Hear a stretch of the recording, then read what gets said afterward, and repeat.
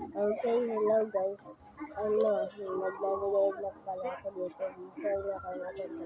Tignan natin ito. Ibibilisan ko ito para hindi tayo matay. Okay, so nandito dito.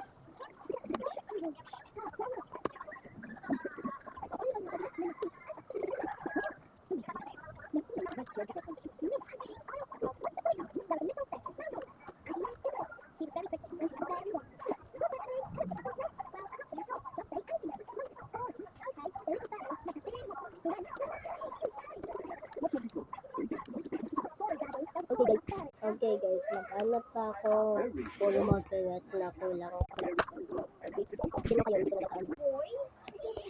Okay guys, wala na akong nahanap.